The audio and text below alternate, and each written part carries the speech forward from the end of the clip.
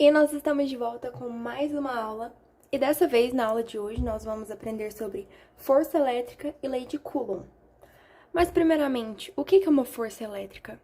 Você já deve ter ouvido falar do princípio da atração e da repulsão das cargas. Isso é basicamente o que é a força elétrica.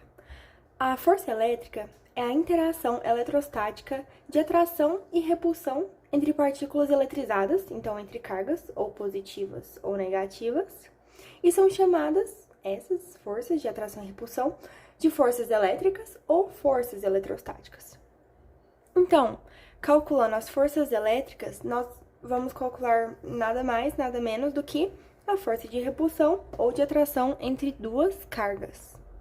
E como quem estabeleceu esse conceito, quem criou essa fórmula, foi o físico francês Charles-Augustin de Coulomb, essa matéria, essa área da física, vai levar o nome dele.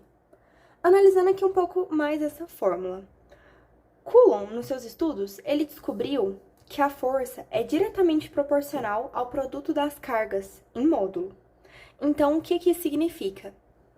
As cargas das partículas eletrizadas, que nós vamos estar aplicando nessa fórmula, elas não vão aparecer como sinal. Então, se a carga for negativa, você vai colocar ela em módulo. Então, todas as cargas dentro dessa fórmula vão aparecer positivas. Além disso, ele também descobriu que a força é inversamente proporcional ao quadrado da distância entre essas duas cargas. Então, se em uma prova VOF ele estiver te afirmando que a força é inversamente proporcional à distância entre essas duas cargas, então você marca falso, essa afirmativa está errada, porque não é inversamente proporcional à distância, mas sim ao quadrado da distância. É um detalhe, sim, é algo bem pequenininho, mas é muito importante se atentar a esse detalhe. Agora aqui eu coloquei o que cada letrinha dessa dentro da fórmula significa e em quais unidades elas vão estar aparecendo. O Q1 e o Q2 vão ser as duas cargas que a gente vai estar analisando e colocando nessa fórmula, e eles vão aparecer em Coulomb. O D é a distância entre as cargas e vai aparecer em metros. O K vai ser a constante eletrostática do meio, no qual a gente vai estar analisando essas cargas e essa força, né, exercida por elas. E na maior parte dos exercícios, vai ser no vácuo, vai aparecer no vácuo essas cargas. Então, a gente vai colocar a constante no vácuo, que é 9 vezes 10 a nona. Mas, se em outros casos, isso for aplicado em outro meio, o exercício vai te dar qual é a constante, então não precisa se preocupar com isso. E a força elétrica, né, enfim, e ela vai ser dada em newtons. Além disso, também é importante lembrar que várias forças podem estar atuando sobre uma carga ao mesmo tempo. Então, é necessário encontrar a força resultante, e para isso deve-se aplicar operações vetoriais. Então, eu trouxe aqui os casos de operações vetoriais que vão aparecer nos exercícios para você se familiarizar de novo, às vezes você esqueceu. Aqui, no caso de as duas forças estarem na mesma direção e no mesmo sentido, você vai somar essas duas forças e essa vai ser a sua força resultante.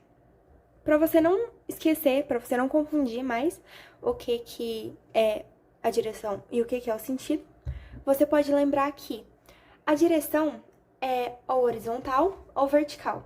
E o sentido é para onde está apontando a seta, entendeu? Seta, sentido. Enfim, nesse outro caso, as forças estão na mesma direção, só que em sentidos opostos. Então, você vai subtrair essas duas forças para achar a sua força resultante. Eu aconselho você sempre começar pela a força maior menos a força menor, que você sempre consegue resultado positivo. Ou, se você não quiser fazer nessa ordem, você pode colocar essa fórmula em módulo. E a sua força resultante sempre vai ser para o lado, sempre vai ser para a direção e para o sentido da força que era maior inicialmente. Aqui nesse outro caso, nós temos duas forças e o ângulo entre elas é 90 graus. Então, aqui você pode fazer um teorema de Pitágoras, que é exatamente que é essa fórmula. A força resultante ao quadrado é igual a força 1 ao quadrado mais a força 2 ao quadrado. Esse quarto caso é um caso de lei dos cossenos adaptada, quando o ângulo que está entre a força 1 e a força 2 é diferente de 90. Aqui você vai fazer a força resultante ao quadrado é igual a força 1 ao quadrado mais a força 2 ao quadrado mais 2 vezes F1 vezes F2 vezes cosseno de θ. Sendo o cosseno de θ, né, o ângulo entre essas duas forças que vai ser dado para você. E não é o ângulo entre a força, uma das forças e a força resultante. Tem que se atentar a esse ponto para não confundir.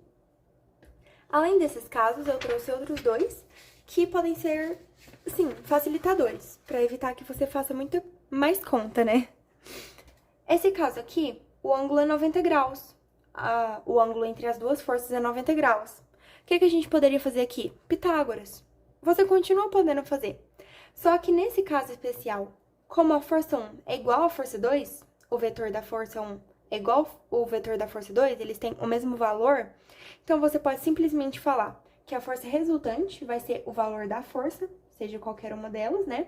Raiz de 2. Nesse outro caso aqui, quando o ângulo é 120 graus entre a força 1 e a força 2, a sua força resultante vai ser o mesmo que a força, seja ou a força 1 ou a força 2. Nesse caso aqui, eu esqueci de colocar, mas a força 1 também tem que ser igual à força 2, para se aplicar essa propriedade especial aqui.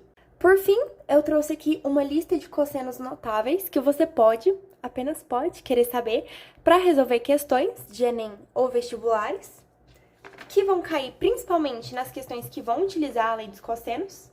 E assim nós encerramos a nossa aula sobre força elétrica e lei de Coulomb. Na nossa próxima aula dessa matéria, nós vamos ter resoluções de exercícios. Essa foi uma aula teórica, a próxima nós vamos estar colocando essa matéria em prática. Então, se você tiver um em especial que quiser a resolução, você pode estar mandando, que nós vamos resolver aqui juntos. Fora isso, eu vou trazer exercícios que vão abranger todas as formas que esse conteúdo pode estar caindo para você, nas suas provas, no seu Enem ou nos seus vestibulares.